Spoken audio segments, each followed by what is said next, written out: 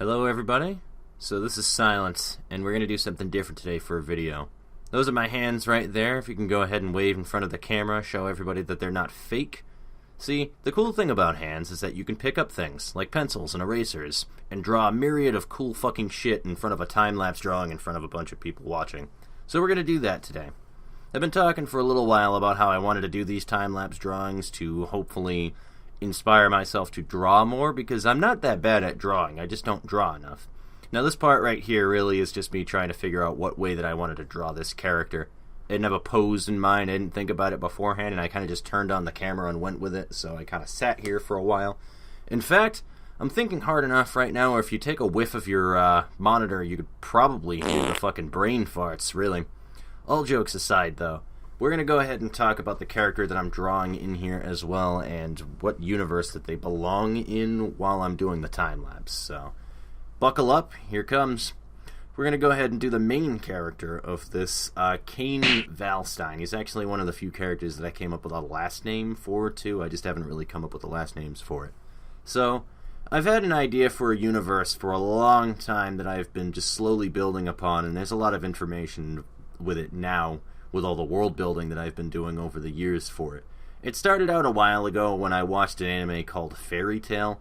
Basically, it is a lot of the same principles, really. And this is before I had known that there were a lot of different fantasy RPG style animes out there that made fun of the typical formula that is RPGs.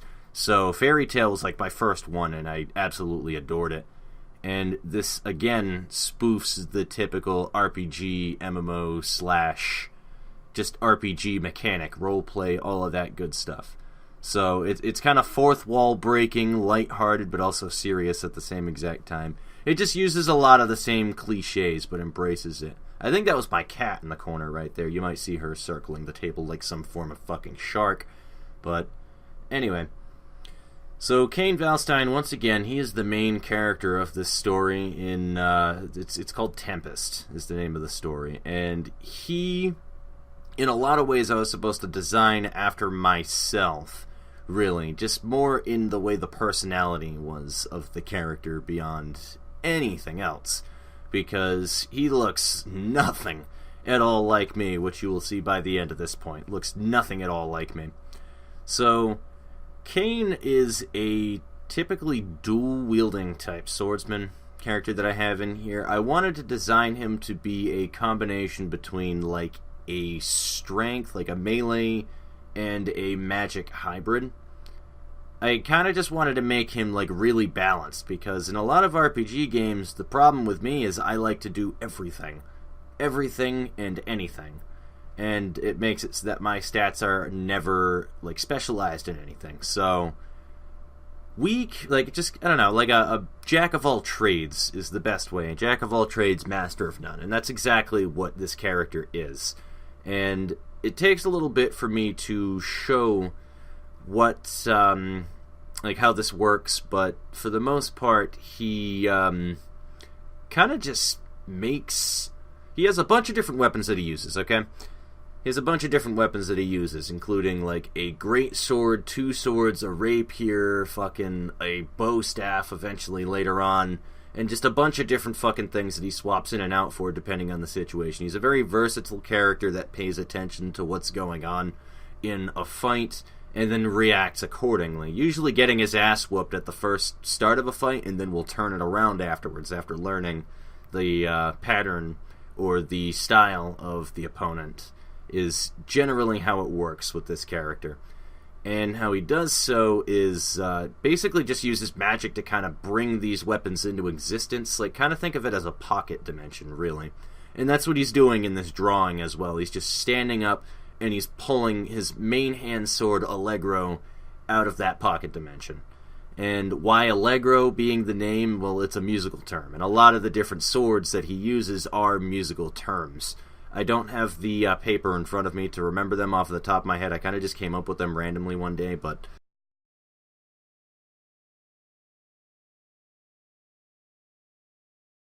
they're there, and I could totally fucking get back to that at a later date. But, yeah, they're all, like, musical terms for it, because, again, I designed this character to be like me. he has a very strong, in terms of the actual personality we're going on to now, he has a pretty strong sense of honor and just in general doing the right thing. And a lot of times it is not uncommon for him to completely get like sidetracked when he's trying to do something important, to run off and help somebody else randomly that he sees is in trouble. Like he's always that character in anything really. Kind of like, and I would be lying if I had said otherwise. Kind of like a Kirito from Sword Art Online, honestly, which he kind of reminds me of him in a lot of ways with the character design, like the way that he looks, because and you'll see it later, he has a fucking awesome black cape that I have over him, but he actually wasn't designed after Kirito from Sword Art Online at all in any way, shape, or form. He was designed, actually, I used a picture of, and I'll put it up in here in a little bit, but I used a picture of a character called Shiki from an anime that I have never heard of, but a lot of people love him. They think he's a wicked badass. I've never heard of this character at all.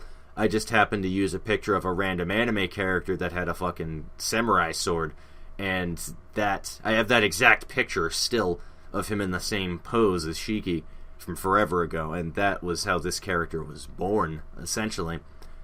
So yeah, that's just a thing to think about right there. So he has like a really... the way that this universe works, too, is obscene, asinine hair colors and eye colors are not an uncommon thing, because it is literally just an RPG world of magic and happenstance that just doesn't necessarily make sense by this world's standards, by our actual standards. So you could literally just change the color of your hair to pink one day, and it wouldn't matter. Nobody would give a fuck, personally. You can change your whole entire way that you would look, and it kind of makes it frightening that way, too, because you can hide as another identity of another human being quite easily in this universe. So, just a thing to put into perspective there. But he has like a really, really deep blue hair as well as red eyes. I don't know why I decided to do that combination of colors, frankly, but I went with it a while ago and I just kept it, and I was like, you know what, fuck it, I'll just roll with it. So we're going with the blue hair and the red eyes thing.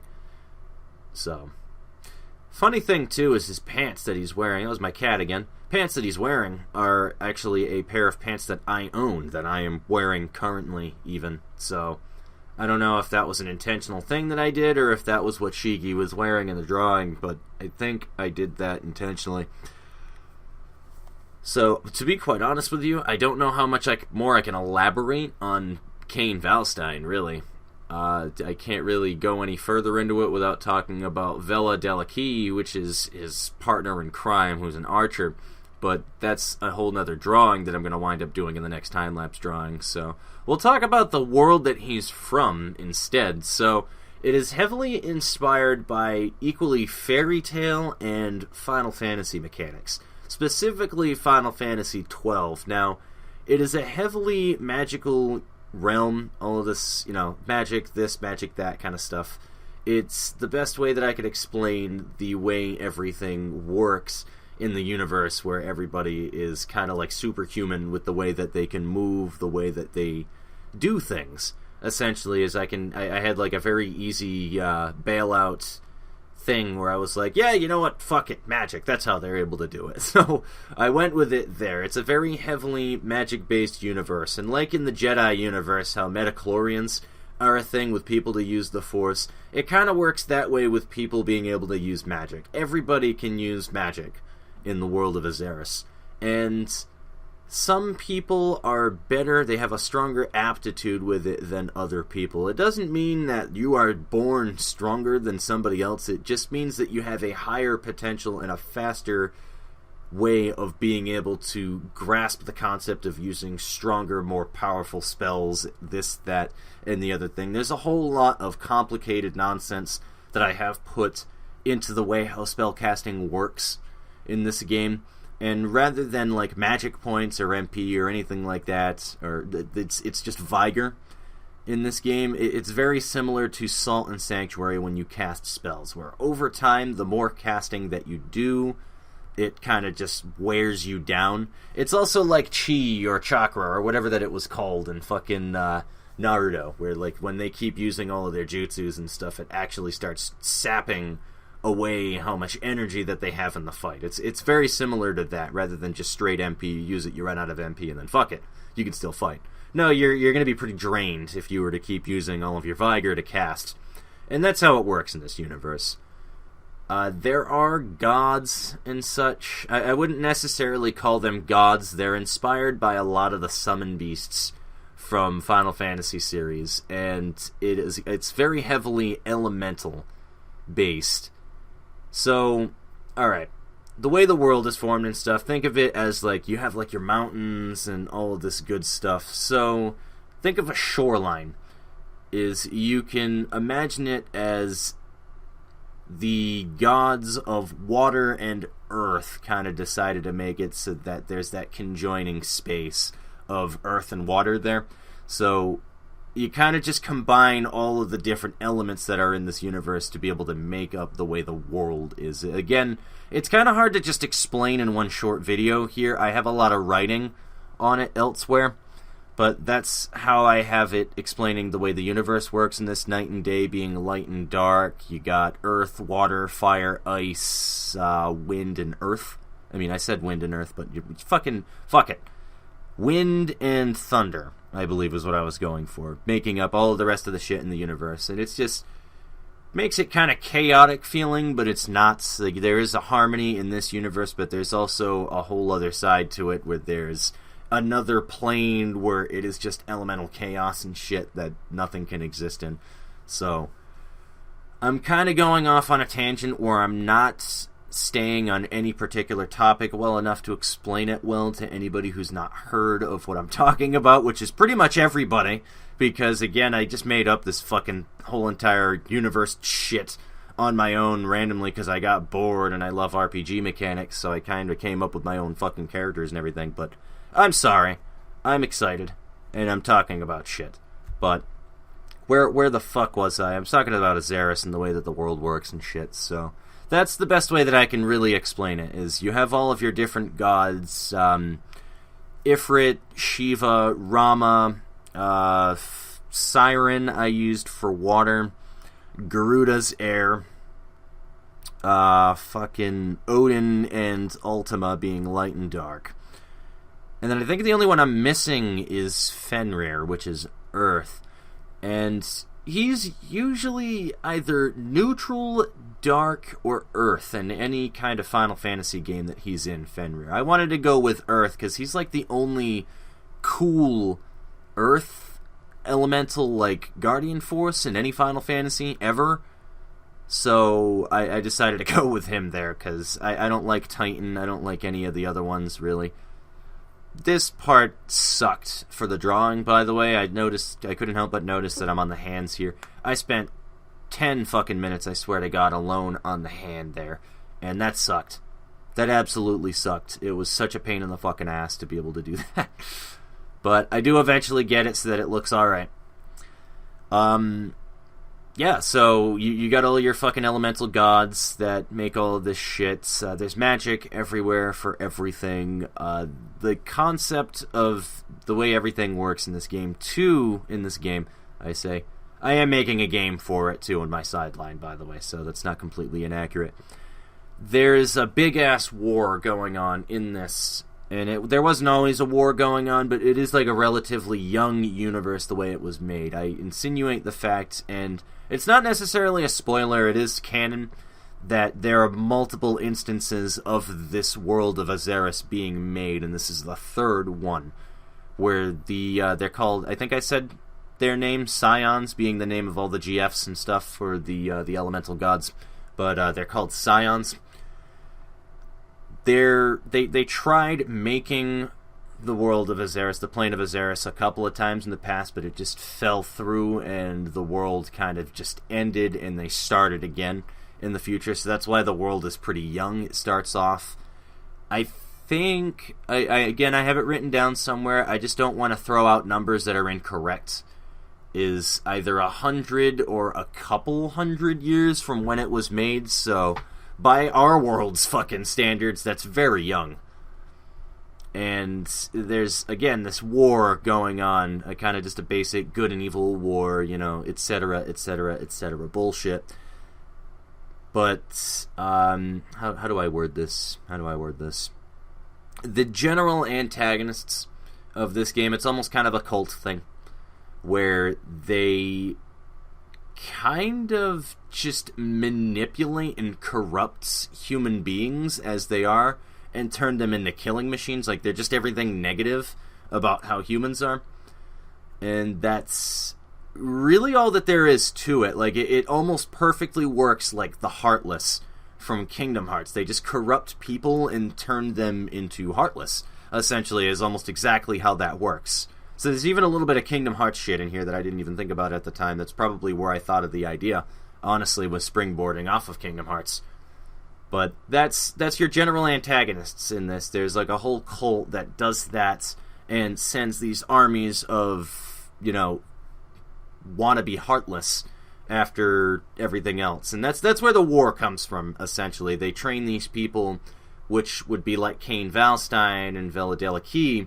They train them, called heroes, to get better at a certain class that they want to portray in this RPG world, to combat what is called the Daemons, spelled D-A-E-M-O-N, demon, however. I think it's supposed to be pronounced daemon, and originates from some older, I think, Roman or Greek term. I don't remember. It originates from something, though. But yeah, basically that sums up in a nutshell the premise of what's going on here. So I'm going to go ahead and lift this up to the screen in a second so you guys can see it a little better for the fine details. But as it goes right now, I'm just erasing all the extra pencil lines after doing that drawing. Sorry for droning on like absolute crazy right there. I don't know how much of that you might have been able to pick up for relevant information regarding this. I promise I'll get better at the narration for these. And this isn't going to be like a super high quality time-lapse drawing, if you couldn't already tell from here. This is the best that I could manage using my new webcam that was gifted to me by Holly. I just have it on a tripod, flip the video 180 degrees so that you can see it top down the way that it should be, and just went from there and figured that like maybe from time to time I would lift it up to the camera so you can see progress. But I realized when I toned up the contrast and the focus a little bit, it makes it a little bit easier to see those pencil lines. You can see them quite well from here, in fact. But again, it's not an amazing quality. And the fact that you can see my face in the camera right there tells you that I'm really getting into the hair drawing. I get very close to the pencil in the paper whenever I'm doing anything like that. So this is when I start to figure out how to get this thing. Yeah, there it is. So that's what I got right there. So that's Cain Valstein, the protagonist of this story. So hope you guys enjoyed that time lapse. I'll see you in the next one.